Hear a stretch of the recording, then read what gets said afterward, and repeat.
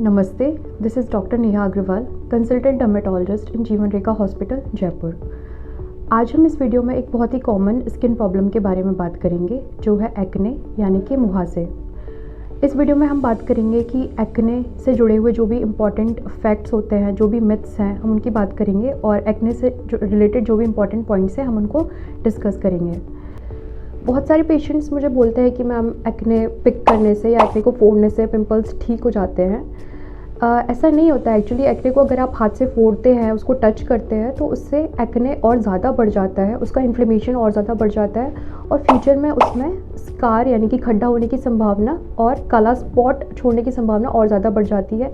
Usually जब acne होता है तो वो अपने हिसाब से अपना कोर्स पूरा करता है और वो थोड़ा सा माइल्ड स्पॉट छोड़ के रिजॉल्व हो जाता है। अगर आप उसको बार बार छेड़ते हैं या बार बार उस पर हाथ लगाते हैं, फोड़ते हैं, तो वो जो धब्बा होता है वो और लंबा टाइम तक रहता है, उसको मिटने में बहुत ज़्यादा टाइम लगता है।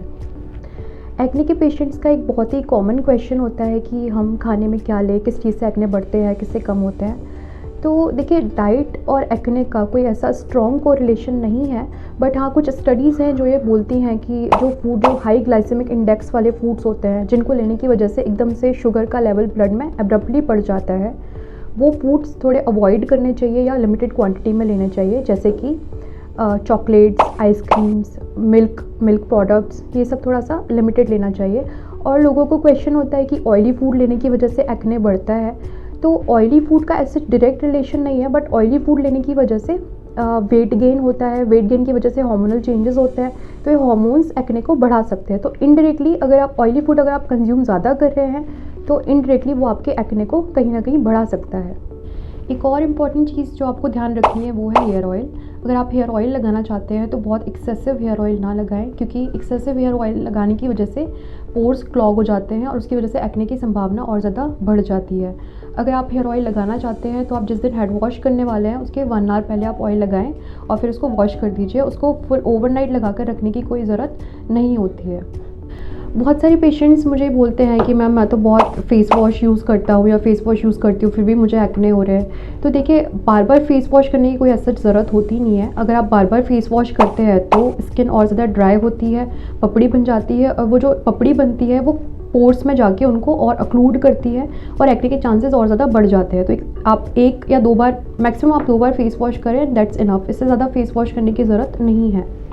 एक और इम्पॉर्टेंट पॉइंट जो आपको ध्यान रखना चाहिए, अगर आप जिम जाते हैं, आपको बहुत ज़्यादा एक्सेसिव स्वेटिंग होता है, तो आप स्वेट को क्लीन करने के लिए फेस को रब ना करें, क्योंकि रबिंग से और फ्रिक्शन से एक्ने बढ़ जाते हैं। तो आपको फेस को क्लीन करने के लिए हल्के हाथ से कॉटन के टाल से वाइप ऑफ कीजिए। उसको रब करने से प्रॉब्लम बढ़ सकती है आपकी। एक और इम्पॉर्टेंट पॉइंट है कि कॉस्मेटिक्स के यूज़ से एक्ने पे क्या असर पड़ता है। तो पहले जो कॉस्मेटिक्स आते थे वो पोर्स को क्लॉग करते थे, बट आजकल जो कॉस्मेटिक्स आ रहे हैं जो कि वाटर बेस्ड है या फिर जेल बेस्ड है, तो उनसे एक्ने होने का प्रोबेबिलिटी उतना ज़्यादा नहीं होता है as compare to the past. और इसके अलावा आप जब भी आप मेकअप यूज़ करते हैं तो आप उसको नाइट में ज़रूर अपना मेकअप रिमूव करके सोएं। मेकअप लगा के रात में नहीं सोना चाहिए।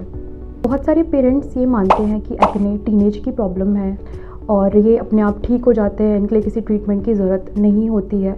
बट ये बात फैक्ट है कि टीनेज का प्रॉब्लम है। 85% ऑफ द लोगों में ये टीनेज में होता है, बट 15% ऑफ द केसेस में ये एडल्ट पॉपुलेशन में भी हो सकता है अराउंड 30 ईयर्स, और उसके बाद भी ये 40 ईयर्स तक पेशेंट्स में परसिस्ट कर सकता है।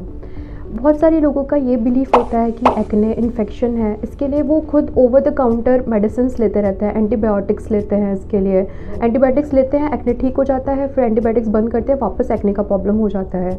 तो आपको ये समझना ज़रूरी है कि एक्ने इन्फेक्शन नहीं है, एक्ने एक इन्फ्लेमेटरी डिसऑर्डर है।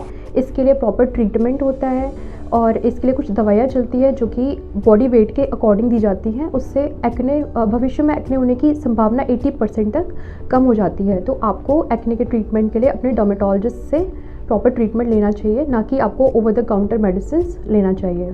नेक्स्ट पॉइंट है कि बहुत सारे पेशेंट्स को ऐसा लगता है कि डस्ट की वजह से एक्ने बढ़ जाते हैं, धूल मिट्टी लगने की वजह से एक्ने का प्रॉब्लम बढ़ जाता है, बट एक्चुअल में ऐसा नहीं है। जो एक्ने है वो पाइलोसेबेशियस यूनिट का प्रॉब्लम है। पाइलोसेबेशियस यूनिट यानी बाल और बाल से जुड़ी हुई ऑयल प्रोड्यूस करने वाली ग्रंथियाँ होती है, जिनसे कि ऑयल का प्रोडक्शन होता है। उसकी वजह से ये ऑयल, एक्सेसिव जो ऑयल होता है वो और हेयर के डेड सेल्स ये मिलके एक क्लॉग बनाते हैं जो कि पोर्स को बंद कर देते हैं। अगर ये पोर्स को बाहर से बंद करते हैं तो हम इसे ओपन कॉमेडोन बोलते हैं, और अगर अंदर से बंद करते हैं तो हम इसे क्लोज कॉमेडोन बोलते हैं। तो ये मेनली पायरोसेबेशियस यूनिट का प्रॉब्लम है और धूल और मिट्टी से इसका कोई खास डायरेक्ट रिलेशन नहीं है। एक और इम्पॉर्टेंट चीज़ जो आपको ध्यान रखनी है वो ये है कि आपको फेस पे वैसेलीन, बोरोप्लस, बोरोलीन और बॉडी लोशन ये सब फेस पे यूज़ नहीं करना चाहिए। अगेन ये सब चीज़ें फेस पे जब हम यूज़ करते हैं तो वो पोर्स को ऑक्लूड करते हैं और फिर एक्ने और ज़्यादा होते हैं। इसलिए ये सब चीज़ें जब आप एक्ने का ट्रीटमेंट चाहे आप ले रहे हैं या फिर नहीं ले रहे हैं, दोनों ही केसेस में आप ये सब चीज़ें फेस पर अवॉइड कीजिए।